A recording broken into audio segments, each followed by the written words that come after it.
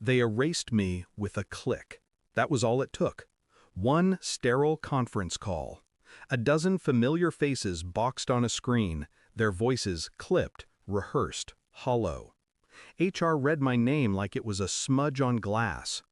"Your contributions were valuable once," she said, "but irrelevant now." And then my screen went black. Access revoked. My years of labor buried under a polite dismissal. I sat in the dark office of my own home, staring at the ghostly reflection on the glass. Not my face. A void where a face should be. They thought they'd buried me, but they forgot one thing. My name wasn't just on the payroll. It was on the patent. The first patent. The one their entire empire was balanced on like a trembling blade. I said nothing. I didn't beg. I didn't even breathe differently. I only watched the seconds tick by on the bottom corner of my monitor. 60 days. That was how long my non-compete lasted. They thought silence meant surrender. It meant calculation. For weeks, I moved through my days like a ghost. Neighbors asked how I was. I smiled. My wife asked if I'd start interviewing again. I nodded. Inside, I seethed in quiet increments. Every product they shipped carried a piece of me. Every press release was a theft wrapped in glossy marketing. My invention, my signature, paraded around without acknowledgement. Worse than being fired was the indifference. They didn't even remember my role. They thought my work was obsolete, disposable, forgettable. That was the betrayal. Not the severance, not the insult. The deliberate erasure of my existence. But erasure leaves traces. Patents are forever. And I knew something they didn't. The foundation of their $500 million product line was anchored by a single clause. My clause. My name embedded in government records they couldn't touch no matter how many lawyers they hired. They thought I was finished, but I was counting days. Each morning I logged the countdown in my notebook. 1 line per day.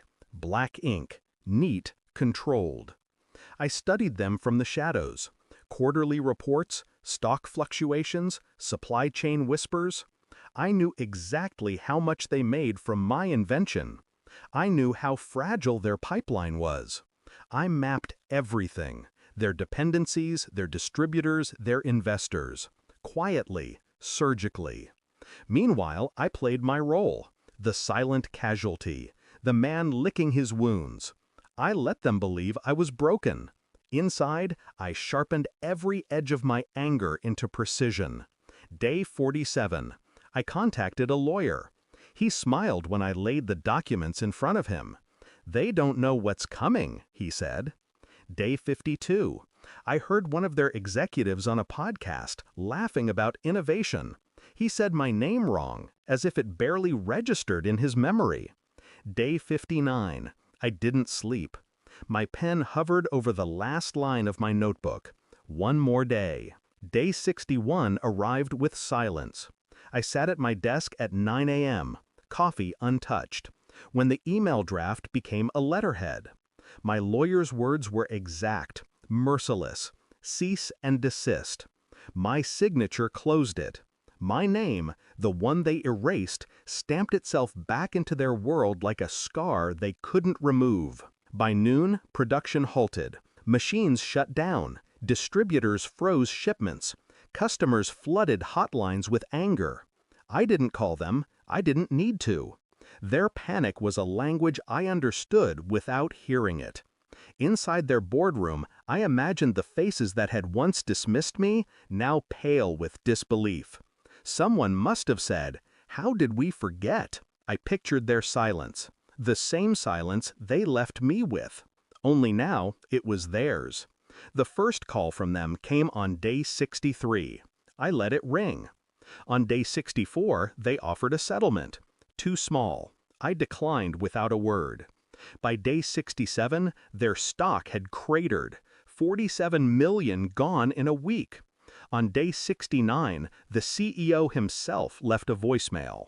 His voice shook when he said my name, finally pronounced correctly. He begged to make things right. I deleted it. They wanted negotiation. What I gave them was absence. Sometimes silence is louder than rage. Sometimes ignoring someone is the sharpest blade. I walk past their headquarters now and see the empty lobby, the darkened windows. Their empire is a hollow shell, echoing with their own arrogance. They thought they were gods of industry. They forgot the man who built the altar. I don't feel pity. I don't feel triumph. Just clarity. They tried to erase me. All I did was return the favor. The final irony? My name will outlive theirs. Etched not in headlines, not in money, but in silence. A silence they can never escape. Thanks for watching. Don't forget to like, share, and comment.